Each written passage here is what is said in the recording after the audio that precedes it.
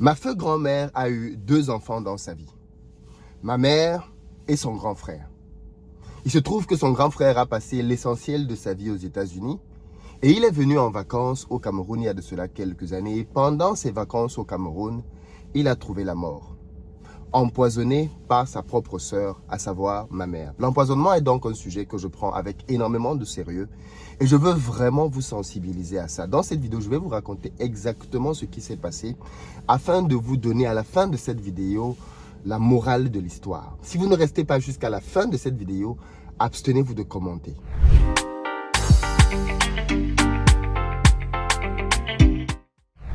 Salut à toi, bienvenue sur ma chaîne, moi c'est Philippe Simo et ici je te parle de business, de mindset, de gestion des finances parce que c'est grâce à tout ça qu'on va développer notre communauté. Donc si toi aussi tu veux améliorer tes finances, tu es au très bon endroit pour ça. Abonne-toi, partage massivement les vidéos et active la cloche des notifications pour recevoir chacune d'entre elles. Pour ceux d'entre vous qui êtes en Côte d'Ivoire ou qui arrivez prochainement à Abidjan, j'ai sur place une société de location de voitures et je mets à votre disposition pick-up SUV berline en fonction de votre budget pour vous permettre d'avoir en terre ivoirienne un agréable séjour, mais aussi sécurisé. Pour ceux d'entre vous qui recherchent un appartement, n'hésitez pas là aussi à nous contacter au numéro qui s'affiche afin qu'on puisse mettre à votre disposition un appartement pendant votre séjour. D'ailleurs, je précise ici que désormais nous faisons aussi de la gestion pour tous ceux d'entre vous qui ont des appartements à Abidjan et qui voulaient les mettre en location saisonnière. Contactez-nous au numéro qui s'affiche. Si on estime que votre appartement a le potentiel qui va bien, on peut le récupérer dans notre parc et bien évidemment le louer pour vous. Et à la fin du mois, vous reversez les sous qui vous reviennent. Donc, contactez-nous si vous voulez qu'on puisse faire de la gestion locative pour vous à ce niveau-là. Il faut vraiment qu'on développe rapidement un parc de bons biens à Abidjan. On a des clients exigeants et qui veulent l'excellence. Donc, si vous pensez que vous rentrez dans ces critères-là, le numéro est là pour vous. Et puis, je ne saurais terminer sans vous inviter rapidement à faire le quiz sur la gestion de vos finances afin que vous puissiez aujourd'hui identifier quelles sont les failles qu'il y a dans votre manière de gérer l'argent. J'ai créé un quiz que je vous permets de faire gratuitement dans lequel je vous mets face à certaines situations pour identifier le type d'erreur que vous avez dans votre tête par rapport à l'argent. Après ce quiz-là, vous avez un calendrier sur lequel vous pouvez réserver une séance de 15 minutes avec un coach de mon équipe qui va détecter simplement les erreurs que vous avez commises et faire un bilan personnalisé de vos finances. Allez faire ce quiz à la fin de la vidéo. Le lien est dans la barre de description ou au-dessus si vous êtes sur Facebook. Alors, aujourd'hui, je veux vous parler d'un épisode tragique de ma vie de famille, avec au cœur de tout ceci, l'empoisonnement. Mais derrière, l'objectif est de vous donner une morale très importante. Je vous demande donc de ne pas commenter si vous n'arrivez pas à la fin de cette vidéo. Parce qu'on va aller voir tout à l'heure des personnes immatures, des personnes irréfléchies qui vont venir commenter sur la base du titre. On vous connaît déjà. Alors, qu'est-ce qui s'est passé? Je disais en introduction, ma grand-mère a eu 2 enfants dans sa vie. Ma mère et son frère. Mais c'est important que vous compreniez le contexte familial. Ma grand-mère a eu 2 enfants, mais ma grand-mère aussi est partie d'un mariage dans lequel elle était extrêmement malheureuse. Le monsieur avec qui elle a eu ses 2 enfants, c'est quelqu'un qui était extrêmement violent et qui frappait malheureusement sans cesse ma grand-mère. Il l'avait transformée en tam-tam. Et bien évidemment, ceux qui ont vécu avec ce traumatisme, c'était ma mère et son frère, son aîné. Et son aîné, dès qu'il en a eu les moyens, dès que physiquement il en a eu la capacité, il a commencé à s'opposer frontalement à son père. Parce que ce dernier, bien évidemment, en plus de frapper sa femme, qui était la mère de mon oncle, frappait aussi sa fille désormais, qui était la sœur de mon oncle. Et mon oncle donc a grandi dans ce contexte dans lequel il devait s'interposer entre un père ultra violent et les femmes sur qui il manifestait sa violence. À tel point que, à l'âge de 17 ans, il a demandé à sa sœur de quitter la maison. Parce que c'était devenu une ambiance polluée. Il a demandé à sa sœur et à sa mère de quitter ce foyer si elles veulent rester vivantes. Parce que malheureusement, ce grand-père-là était d'une violence inouïe.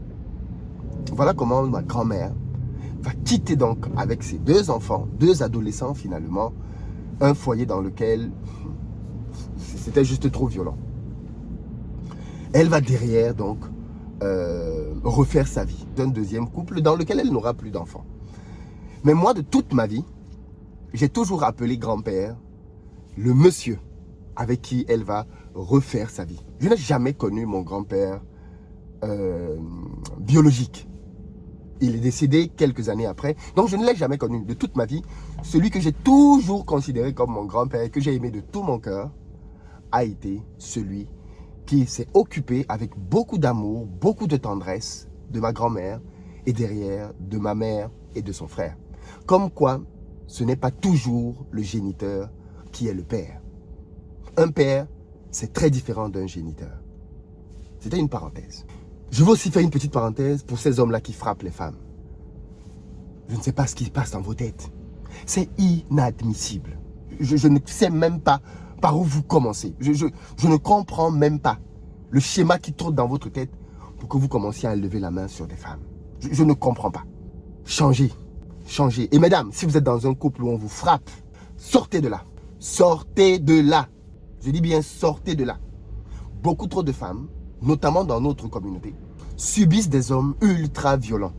Vous attendez quoi? Qu'ils vous éborgnent pour comprendre que c'est trop grave? Vous attendez quoi? Qu'ils vous frappent jusqu'au coma? Sortez de là. Parenthèse refermée. Je reviens à mon histoire. Ma grand-mère a donc ses 2 enfants.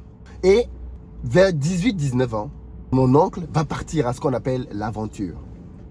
Cette aventure qui va l'amener d'abord au Nigeria, ensuite plus tard aux États-Unis. Je rappelle qu'on est dans les années 80, donc il n'y a pas le téléphone portable, tout ça. Quand quelqu'un va à l'aventure, sa famille n'a pas beaucoup de moyens d'avoir de ses nouvelles. Voilà comment donc on va perdre le contact avec lui à l'époque. Et ensuite, il va aller aux États-Unis. Je précise que pendant tout ce temps, à 3 reprises, on va annoncer à ma famille que mon oncle est décédé. C'est-à-dire que vous imaginez la peine, la douleur pour une maman, pour une sœur, parce que pour ma mère, son frère, c'était un héros. Et un vrai, pas un héros titré. Un vrai, c'est ce gars-là qui la défendait. C'est ce gars-là qui se battait pour elle à tous les niveaux, même physiquement. C'est ce gars-là qui essaie toujours d'être là pour elle. Donc, ma soeur idolâtrait ma mère idolâtrait son frère. On dit souvent qu'il y a des mamans qui aiment leurs enfants et tout. Je pense que ma maman m'aimait énormément. Mais quand ma maman parlait de son frère, j'avais l'impression que, gars, c'est un autre niveau d'amour. Parce que cet homme-là, il était prêt à tout pour sa soeur et pour sa mère. Il va donc aller aux États-Unis et on va annoncer à 3 reprises à ma grand-mère que son fils est mort. Imaginez la douleur. Ton enfant est parti, tu n'as aucune nouvelle de lui. Et puis un jour, on vient te dire, ah, mais ton enfant, il est à tel endroit et il est même mort. Tu ne savais pas? Une fois, elle va faire le deuil. Il n'y a aucun moyen de savoir si c'est vrai ou pas. Et puis quelques temps après, elle va tomber sur quelqu'un qui va lui dire, mais non, qui t'a raconté qu'il est mort? C'est des bêtises, il est vivant. Et puis une fois de temps en temps, et on va avoir de ces nouvelles. Parce qu'à l'époque aussi, il n'y a pas le téléphone. Nous aussi, on était des grands déménageurs. On vit ici 2 ans, on vit là-bas 3 ans. Non, on n'a jamais un numéro là où il peut nous appeler de manière permanente non plus. Donc les années s'écoulent et on entend juste de temps en temps. Et entre-temps, bien évidemment, nous, on est nés et on commence à grandir. Et je me rappelle bien d'une fois où, pour la 3e fois, j'avais peut-être 10 ans, on vient encore annoncer qu'il est décédé. Mince, punaise. Et là encore, c'est le deuil. Mais le deuil de quelqu'un dont tu n'as pas le corps, tu n'as pas rien du tout. Tu entends juste dire. Et puis au final, on va renouer avec lui dans les années 90, 95 comme ça, 1995. Et là, on va apprendre qu'il est aux États-Unis, qu'il s'est installé là-bas, qu'il est marié à une Américaine blanche qui n'a pas d'enfant avec elle pour le moment. Et ça va être un grand soulagement. Parce qu'enfin, on va avoir un numéro de téléphone sur lequel on peut le joindre et il va avoir un numéro de téléphone auquel il peut nous joindre. Et à partir de là, donc, les téléphones fixes à l'époque, on n'était pas encore dans les mobiles, tout ça. Un semblant de contact va donc être renoué, qui ne va plus jamais se perdre. Je vous raconte cette phase pour que vous compreniez bien.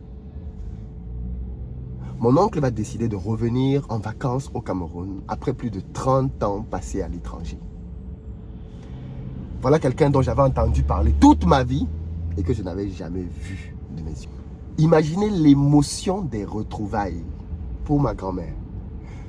Elle pleurait comme si c'était... Quand elle va le revoir, pour la première fois de ma vie, ma grand-mère va aller à l'aéroport pour attendre quelqu'un.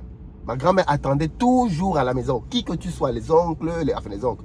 On n'a pas vraiment... Donc quand je dis oncle, vous comprenez que c'est des gens un peu éloignés. Ma mère voyageait constamment, mais ma grand-mère n'allait jamais à l'aéroport. Ce jour-là, ma grand-mère va aller à l'aéroport attendre son fils. L'enfant prodige, il est de retour. He is back. Et il revient des États-Unis. Mon oncle était musicien. C'était un bassiste. Un bassiste de génie. Pour vous dire à quel point il était bon, mon oncle a joué avec Stevie Wonder. Je ne sais pas si vous voyez un peu qui est Stevie Wonder. Je pense que vous voyez qui est Stevie Wonder. Mon oncle a joué avec Stevie Wonder en concert. Il n'était pas dans l'équipe principale de Stevie Wonder, mais pour des événements en fonction des villes, parfois, tu ne voyages pas forcément avec toute ton équipe. Il a fait partie d'une tournée de Stevie Wonder.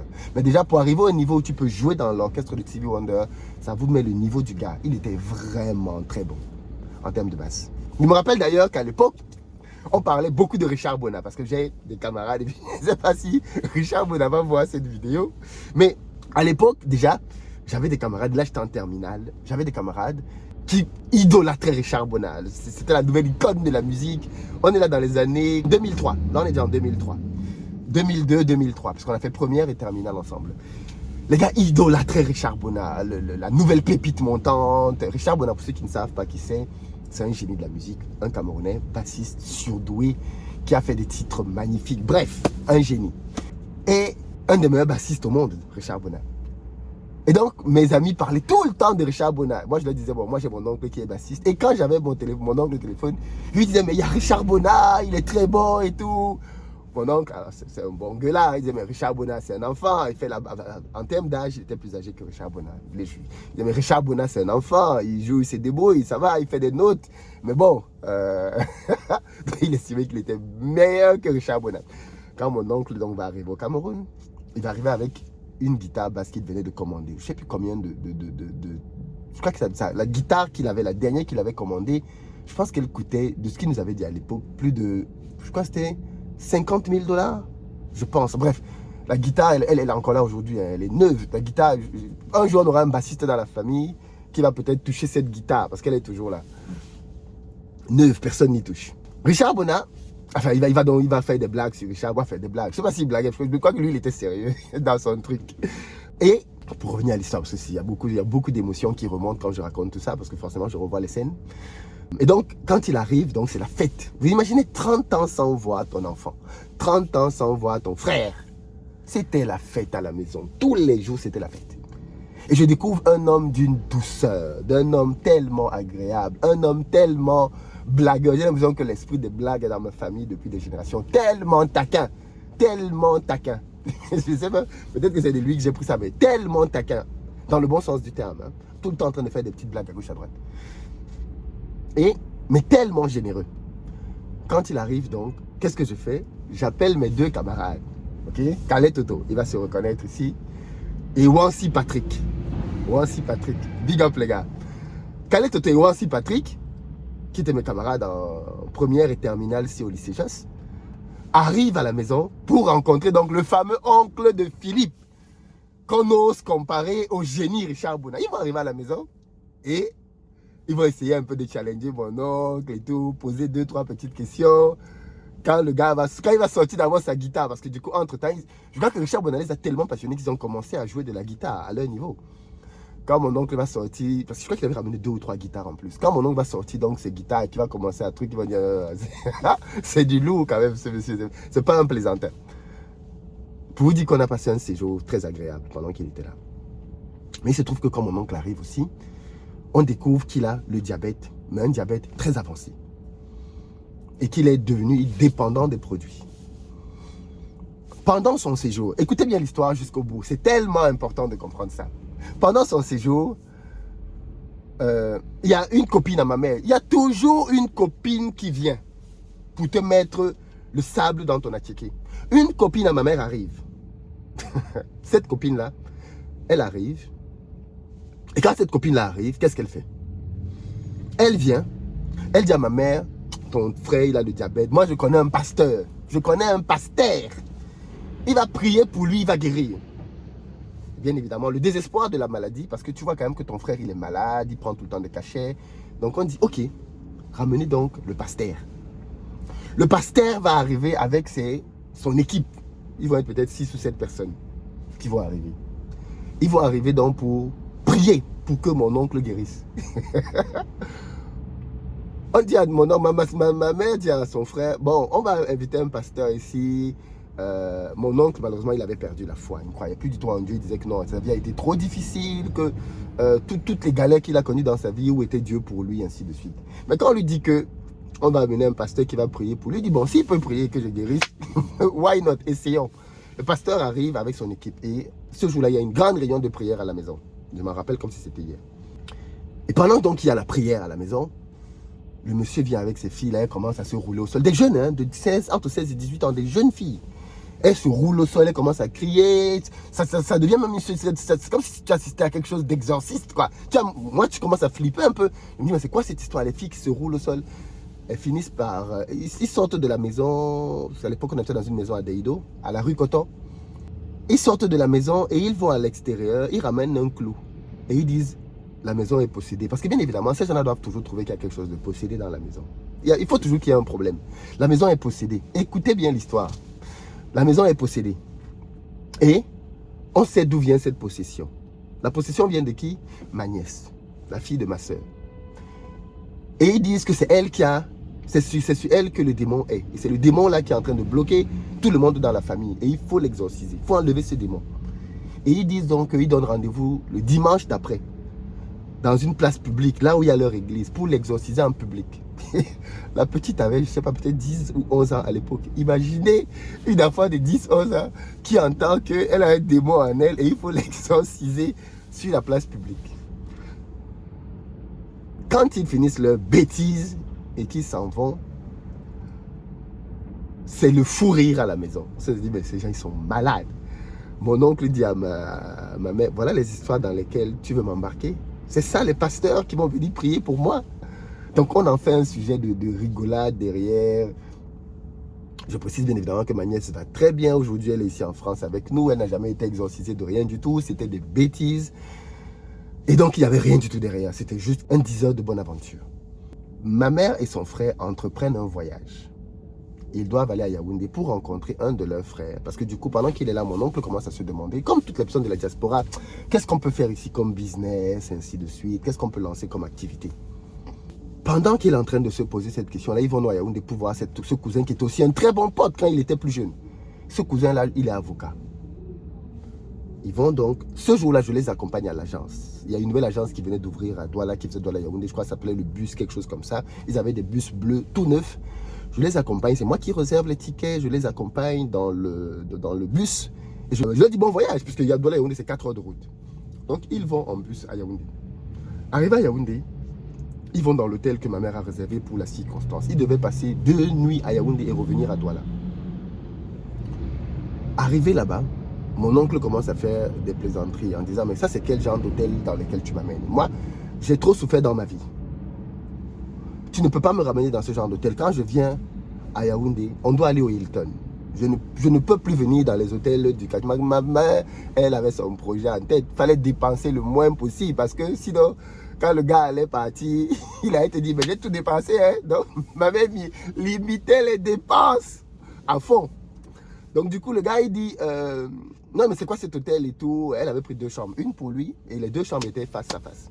Donc, du coup, elle lui dit, mais non, du coup, ils font la plaisanterie. Elle ouvre sa chambre, elle entre dans la chambre pour voir si c'est quand même propre, acceptable et tout. Donc, du coup, il entre dans la chambre et elle le laisse, donc elle va dans sa chambre. Et à peine elle ouvre sa chambre, elle est en train de déposer ses effets, elle entend comme un bruit d'un choc. Elle revient dans la chambre et elle trouve son frère au sol, en train d'agoniser. Panique générale. Qu'est-ce qui se passe? Elle se dit, il est peut-être en train de faire une crise cardiaque ou alors une crise de diabétique. Elle ne sait rien du tout. Il avait toujours du sucre avec lui. Il avait donc acheté un jus de la grenadine. Elle essaie de lui donner de la grenadine pour essayer de voir si ça va le remonter et tout. Rien. Comme un jeu. Il meurt dans ses bras. Elle crie, elle appelle au secours, venez m'aider. Les gens de l'hôtel sortent. Rien à faire. Il s'en va. Il meurt littéralement dans ses bras. La police arrive quelques minutes après et on ouvre une enquête pour essayer de comprendre les circonstances de sa mort. La rumeur sort dans la famille. Ma mère a tué son frère par empoisonnement. Elle a empoisonné son frère qui venait des États-Unis. Elle l'a empoisonné. Cette histoire a fait tellement de bruit. Et bien évidemment, c'est un choc, c'est une insulte pour ma mère de s'entendre dire qu'elle aurait empoisonné son frère. L'homme pour qui elle était prête à mourir. Voilà ce que les gens ont commencé à propager. D'abord dans la famille, ça ne part pas loin. Ça commence toujours dans la famille. Elle a empoisonné son frère. Vous savez, j'ai fait une vidéo dans laquelle je parlais de l'empoisonnement dans nos pays. Et certains ont quand même vite fait de me faire remarquer que Philippe, tu es en train de parler d'empoisonnement, mais Céline Padjo, on n'a pas une autopsie qui confirme qu'elle est empoisonnée. Et c'est vrai.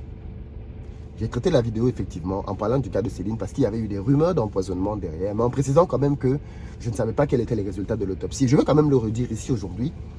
Nous ne savons pas au final si elle est réellement morte d'empoisonnement. Ce qui ne veut quand même pas dire que le sujet des empoisonnements n'est pas un sujet sérieux et qu'il faudrait prendre ses précautions. Mais le problème qu'on a chez nous, c'est qu'en Afrique, les gens ne meurent pas naturellement. Au moins au Cameroun. Quand quelqu'un meurt au Cameroun, bien souvent, on trouve le moyen d'associer sa mort à quelque chose de mystique. Soit il est mort par un marabout, soit il est mort par un empoisonnement, soit il est mort parce que quelqu'un lui voulait du mal. On ne meurt pas naturellement chez nous. Derrière, ma mère va faire une autopsie. Parce que bien évidemment, pour les besoins de l'enquête, on trouve quelqu'un qui est mort avec des traces de grenadine. Et bien évidemment, derrière, l'autopsie va révéler qu'il est mort de crise cardiaque. Et cette autopsie-là va te sauver la vie. Parce qu'au début, elle faisait ça pour les besoins de l'enquête. Mais cette autopsie-là, elle va en avoir tellement besoin après. Tellement besoin après. Pour d'autres raisons dont je ne parlerai peut-être pas dans cette vidéo, mais dans une prochaine vidéo peut-être. Je vous disais de venir jusqu'à la fin justement pour ça. Parce que je sais que certains ont lu le titre et ils ont déduit que ah mais la mère de Philippe a tué son frère. Et ils sont allés commenter des bêtises. Elle n'a bien évidemment jamais fait ça, elle n'en aurait pas été capable. Mais je vous raconte ça pour que, bon, après vous imaginez le traumatisme qu'elle a dû vivre derrière. Le traumatisme de voir son frère mourir comme ça dans ses bras. Je ne vous raconte même pas comment ma grand-mère a accueilli la nouvelle. Parce que toute la crainte qu'on avait, c'est que si ma grand-mère apprend que son fils chéri est mort dans ces circonstances au Cameroun, qu'elle décède aussi. Du coup, on a mis sur pied un stratagème énormissime pour annoncer la nouvelle à ma grand-mère progressivement. On a commencé par lui dire que, oh, il est malade. On lui a annoncé son décès peut-être sur 3 jours. Oh, il est malade. Oh, il ne se sent pas bien. Ainsi de suite, pour la préparer petit à petit. Petit à petit. Et ma grand-mère commençait à voir venir. Pourquoi vous me dites qu'il est malade? Je ne parviens pas à discuter avec lui au téléphone, ainsi de suite. Bref, jusqu'à ce qu'elle finisse par comprendre que son fils était parti. Ça a été un traumatisme tellement violent dans ma famille, ce décès. Ça a été un choc énorme, une onde de choc énorme. Énorme. Et dans ces conditions, tu imagines donc que les gens commencent à dire que c'est vous qui l'avez tué par empoisonnement. Cette histoire a fait qu'il y a des gens à qui ma mère n'a plus jamais parlé jusqu'à ce qu'elle meure elle-même des années plus tard. Plus jamais. Parce qu'elle estimait qu'une telle accusation était tellement gravissime qu'elle a coupé les ponts avec des membres proches à elle dans la famille. De cette histoire, je pourrais vous raconter tellement d'autres problèmes. Mais j'en parlerai peut-être dans une autre vidéo. Parce que déjà ici, j'estime qu'elle est déjà très longue. Ce n'est pas habituel d'avoir des vidéos aussi longues. Mais je pense qu'il était important que vous compreniez l'histoire. Les amis, en Afrique, on meurt naturellement aussi. On meurt de crise cardiaque. On meurt d'AVC. Mais voilà ce qui s'est passé. Pour dire que il y a aussi chez nous, malheureusement, ces manies qui consistent à mettre l'empoisonnement derrière tout et n'importe quoi. Céline est peut-être partie suite à un AVC. Mais aujourd'hui, on a tellement répandu la rumeur de l'empoisonnement. Ça ne veut pas dire que l'empoisonnement n'existe pas. Attention, je vous vois déjà venir, ne tombez pas dans l'autre extrême non plus. Ça ne veut pas dire que l'empoisonnement n'existe pas. D'ailleurs, je ferai une vidéo ici pour vous donner les principales techniques d'empoisonnement qui existent. Parce que c'est devenu une profession pour certains, être empoisonneur. Mais voilà, je tenais quand même à rapporter cet équilibre en disant que toutes les personnes qui meurent chez nous ne meurent pas d'empoisonnement, même si c'est ce qu'on peut dire et répandre comme nouvelle à l'extérieur. Dites-moi ce que vous en pensez. La vidéo était longue, c'était un peu une story time, mais c'était important de vous plonger dans cette partie de mon histoire pour que vous compreniez un peu aussi pourquoi est-ce que j'horripile certaines choses, comme la violence, comme voilà, les empoisonnements à tout va. J'ai parlé de Céline, pas pour valider que tout le monde est empoisonné, tout le monde meurt, ou pour créer une psychose dans la diaspora. Ce n'est pas l'objectif de ma vidéo, mais c'est une réalité, c'est un fait chez nous, malheureusement. Les gens accusent tout. Les gens mettent toutes les morts derrière des empoisonnements ou des choses comme celle-là, malheureusement. Partagez la vidéo, je pense qu'elle peut édifier quelqu'un. Partagez-la dans nos familles en Afrique pour qu'on sorte aussi de l'empoisonnement systémique. Les gens meurent et les gens meurent de manière tragique, de manière naturelle. Mon oncle a été enterré symboliquement le jour où il devait repartir aux États-Unis. C'était le jour de son enterrement. Mais bon, ça, c'est une autre histoire dont je vous parlerai dans une autre vidéo. Très bientôt.